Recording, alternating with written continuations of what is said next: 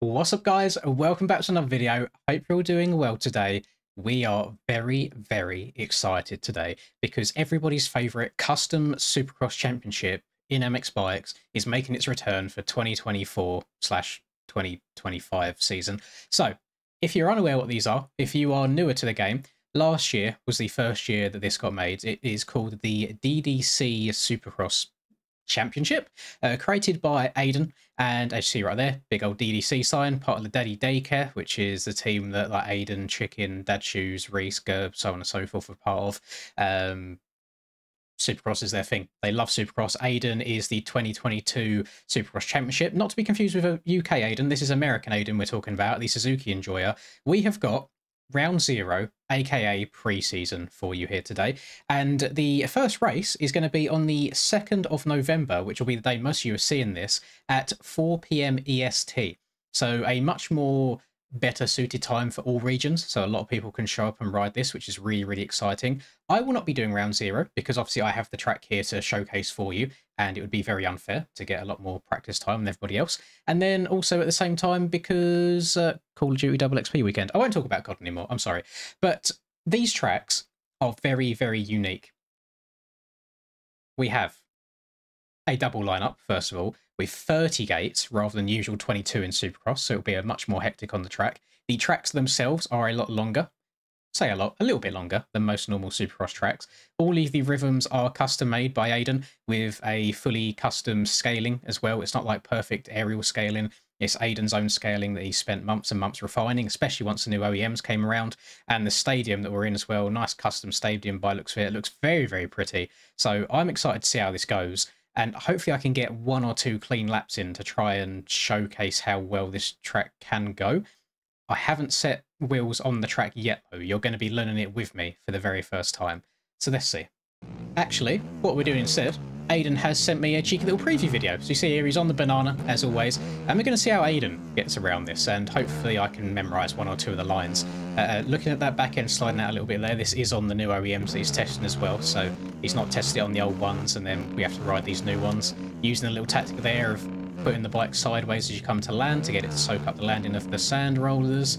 Dragon's back, little manual into this section. I love stuff like that. Oh, bit of style from Aiden coming out here, a bit of stage, love to see it. Little double into a whoop section, go do. Out the end of that, double into a right-hander, gonna hit a nice floaty triple by the looks of it. Doesn't look too big. I guess that's to accommodate for the slipperier tyres, where it's hard to turn on these 90s. Go on, off, triple. I'll go and send it.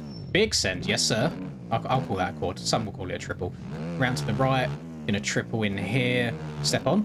No, step over. Okay. Again, done that little movement where you lean the bike over to the side at the last second to soak up the landing. Round to the left, gonna step on, step off, triple, and that's the finish line right there. And then I also does a lap on a 250 as well. I'm not going to watch that because I don't care about 250s. I am just going to ride the track myself. So let me get all my suspension and everything like that on, and get all of my max HUD and everything put on as well, and we will spin some laps. Here we go. So today we're rocking the Yamaha. You know, I've been enjoying my Yamaha, especially for Supercross recently. I don't know where this skin came from. I've had it in my game and I just chucked it on because I thought it looked quite cool. It's giving me like older Club MX vibes where they used to have the more cyan-y kind of teal looking bike. So if we work our way over, first of all, to this very unique start area. I like this like rigging that is contained within. I think that looks quite nice, quite unique as well. And so you come along the start straight. Is it a left or is it a right? It is a left-hander, a very fast left-hander as well. Okay, you get a good amount of speed going there. Going to roll our way in and go triple into the turn. This is going to take a little bit of getting used to as well, where I've not been playing too much bikes recently. Love this suspension through the whoop-de-doo, so that should be okay. And then round to the right, and then he was tripling this. Oh, I didn't quite get over it. My back end did slide a little bit. You can go on, off. If I step over, triple. Just going to check up and step over again. Scaling feels really nice. It feels very intuitive. And if nobody's had the pleasure of playing on Aiden's tracks before, he's the kind of person that, I mean, at least on tracks in the past, he's had tracks that have had split lanes or like an inside right in Supercross, for example. And he's gone through the effort of going into replay, literally getting a stopwatch out and timing how long it takes so lines end up being equal to each other. So that's the level of detail and testing that he goes through to make sure his tracks are as enjoyable as possible. And as we say, he's a Supercross guy. He's basically on a Supercross only contract, to be honest.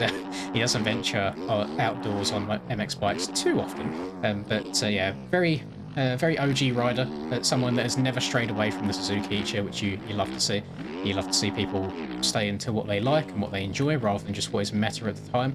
And I might have to slide into his DMs and ask what on earth that sound mod was that he had in his little preview video, because I really enjoyed it. Might have to... Oh, God, I'm not going to go for that. We'll check up. Might have to slap it on the yummy. That'll be quite enjoyable. So that's 2 laps in a row that I have not got over the Supercross triple. I'm in an alternative rhythm now, so then we're going to triple this. Don't know if I've got the speed to stretch that. We do. A little back brake tap in the air. Lovely stuff. And round to the right. Triple in. That triple was quite straightforward. Step over the table like he did. Actually, so rhythm-wise, it's nowhere near as difficult as I thought it would be. They make a lot of sense. The bike goes where you want it to go based on the speed that you expect to hit things at. That's just because I feel like me and Aiden ride very similarly on this game in terms of just like consistency and stuff. We're not just rallying corners, 3rd gear, 4th gear pinned. We're taking our time, checking up a little bit. And it looked like he was getting quite a lot of grip in these poles as well on the Suzuki. And I have to admit, at the moment, I'm not really sliding around too much. The only place that I struggled a little bit, or have been struggling, is that damn Supercross triple after the right 90. People are going to make or lose a bunch of time on flat corners like this. The whoops are pretty straightforward, but I have got the 450 power, to be fair. Could be a little bit different on the old 250s. That's going to be a bit harder on the 2s, unless they just... I mean, they do get more grip, don't they, to be fair, so we'll see. Can we quad? Oh, that's a stretch. That's a big old stretch. I don't know... It'll be interesting to see what sort of lines people can come up with.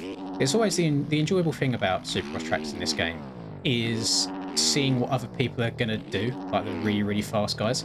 So I can go around a track and let's say my lap time is bang on a minute, for example, and I'll be content with that, be happy with it, and think that I've got all the lines that are quick. And then I'll go and check qualifying afterwards, and there'll be people running like 58s because they've just either unlocked an extra jump in a rhythm, or they are scrubbing the absolute life out of every single jump on the entire track. And I just haven't got that hot lap energy in me at all. I much prefer running a 1 minute in qualifying and then running 1 minute and 101s in races than running like 58s in qualifying, for example, and then also running 1 minute and 101s in races. That's just personal preference. Jesus Christ! I'm going to go outside in this corner just to make my life easier, to ensure that I do get up and over this no problem. What about outside? Can we just going to step over? Yep, and then on, off, triple, scrub that triple a little bit, so then we get all the oomph to get up and over this jump here, jump into the turn, lovely, or back end sit a little bit on the exit of that. Can't just step on. Nice, I thought I was going to go too far. It's very satisfying. The way the jump faces have been built, they're steep enough to where it gets you up in the air, but they're not too steep to where it affects the handling of the bike. If you make your jump faces too steep, the trajectory of the bike gets a bit weird sometimes. But with how he's built them, you can really maneuver the bike in the air a hell of a lot. Like, it's really enjoyable. I tried scrubbing that first sand roller through there, and as you saw, it did not go well at all. But yeah, this series as a whole, people really loved last year. I can't remember how many rounds it did last year. I don't think it was more than 10. But this is a 13-round series. As I said in the intro, it is at 4 PM EST, so whatever region of America, Eastern American time. So if you don't know what time that is for you, then by all means go to Google. And if you're from the UK, for example, you type in 4 PM EST to UK and it pops up. If you're in Sweden, you type in 4 PM EST to Sweden and it will pop up, and that will let you know where it is. I will, if you want to compete yourself and you want to be kept up to date with all the information regarding it, then I am going to put a link in the description of this video for you, which is a Discord invite link to the DDC series Discord as well. And the DDC boys, I used to hang around in Discord with them very often. Almost all of them are from the US, however, so a lot of time zone wise it just didn't work out. And then especially when the region lot came around as well, and they would all compete in NA and I'd compete in EU, it just kind of But no, it was, I don't even know the right word, just kind of stopped joining because I wasn't playing with them at that time. For example, I'd had my race and then I'd basically go off and go to bed. Of course, these days, that's not really the case anymore. I have a much more American sleep schedule. So I do intend in getting back in there as well. And they have what they call CCF, which I can't even remember the naming, or what it stands for. But it is basically, it is always on Supercross. And it is basically do what you can to win, take people out, and see how it goes. And they are some of the most fun times when you're just messing around with 4 or 5 friends and just trying to absolutely destroy each other. But the good thing is, because they're all... old boys isn't the right word, because I'm the oldest one there. When I mean old boys, I mean very experienced in terms of game years. Like, they've had the game for a very long time. All of them have had the game longer than I have, to be honest. What I mean by that is their race IQ and takeouts are much better than if random little Timmy was doing it. Whereas little Timmy would try and hit you 3rd gear wide open in the bowl turn and have no intention of surviving himself. If you're going into a corner with Aiden, Chicken, Dad Shoes, Reese right behind you, you basically need to slam on the brakes because they're going for your front wheel and they're also going to survive, and they're going to slam on their brakes, run you high and give you nowhere to go. So it's a lot of looking around, a lot of paying attention, and I think it really does help with just general racecraft doing those sorts of things. I really enjoy it. And let's float over this. There we go. I got that really nicely that time. It's all about getting the bike turned a little bit. No, oh god, oh god, oh god, oh god. What? Hang on. Did my front wheel just like lock up then and it tried kicking me forwards? That felt really strange. I don't know if it was just my first person messing up. It's like I hit this. Oh, it's because I did not realise I hit a little nose bonk on the ending of that one off. That is why it felt strange. I was like, where's my front end's disappeared and it's just not coming back on me. That makes sense. That says why. So I don't think I've hit a an actual clean lap time at all yet. So I want to. I'm going to go a little bit try-hard actually. We're going to set a marker because it'll be quite nice. I don't know how long that you get for qualifying in this series at all, but it'll be quite nice for me to set a kind of banker or a clean lap and see where I might have ended up in qualifying. Of course, for pre-season or round 1, it's always going to be the most competitive times. You know, when a series first starts, everyone's kind of all over it. So it wouldn't surprise me even if I was like outside the top 10. To be honest, probably wouldn't spend a whole lot of time doing this. I'll give it a handful of attempts. You haven't even got to put much like input into the bike to get the front wheel popped up and over that little roller there. Where you land the Dragon's Back before it, the suspension compresses. As it's unloading, that's what you can use to kind of pop it up and do a little bit of a wheelie. So I'm a big fan of that. Whether that was intentional or not, I don't know, but it rides really well. You go on, off, step over, triple. I don't think this is the fastest way through it. I mean, it might be quicker than hitting the big line, because when you're doing the big line, you're in the air for longer. I'm going to go step over. Most of the time when I'm doing Supercross, I want to do whatever rhythm allows me to not single into the corner at the end. I always feel like when you're singling into the corner at the end of a rhythm, you're wasting a whole bunch of time, because not only are you in the air going into the corner, then when you have quite a hard landing in the corner itself, and then you have to wait for the bike to settle, be gentle, getting back on the power again, whereas if you just downside nicely into the corner, then you can just basically get on the power straight away, and much, much quicker in my opinion. So that was a 105.3. In typical MX Bikes fashion, because the track basically loops back over itself, the Max HUD will now glitch itself out until we go back under this bridge. There we go, and we get an idea of where we're at. I'm 0.25 behind. That was a better whoop section that time. Oh, I jumped a bit deep. Drifting. That was actually really nice. And then let's get the bike turned again. I'm going to triple in. Oh, a bit too fast. I've not got the oomph. Not got the oomph to get over it. So most of the rhythms, really straightforward. Like, very easy, actually. There's one or two where you have to be pretty perfect going into the rhythm, and then other than that, you kind of have free rein to do what you want. But really enjoyable as well. I mean, it looks nice. It is a little bit on the bright side for my tired eyes at the moment, but that's just because I'm still running my reshade. I think without reshade, it would look absolutely fine. Let me turn it off in the air and see what it looks like. What's my reshade button? End. Yeah, so it looks absolutely fine without reshade at all. It's just because mine's nice and bright. I imagine it might do the bitrate on YouTube a little bit dirty. because it's quite a high contrasting dirt with a lot of detail, like a lot of not a grainy texture as such, but there's dark spots and light spots that contrast quite heavily with each other. So if it does look a little bit blurry on the video, that is just YouTube not being able to understand what's going on in the video itself, so I do apologise for that. But overall, really flowy, really enjoyable, and it hasn't taken me long to learn either, which is always helpful. Again, I don't know how long qualifying is going to be. I don't know the format of the races either at all just yet, but I'm excited for you guys here at Round Zero. I do want to do a handful of rounds myself that I'll probably end up streaming them, but yeah, again, as per my video yesterday and the certain word that was on the thumbnail, aka addicted, it's in full force right now, especially with it being double XP weekend on the old Call of Duty. I'm just trying to make the most of it while I can, and then I imagine once I'm at that max level, which will probably be in about a week's time, I'll probably be back on the MX Bike side of things, to be honest, because they'll end up being really good timing to then get some practice in before SMX. And the reason I think a lot of fast people are going to do this series as well, again, is practice for SMX, and a lot of people are looking forward to that.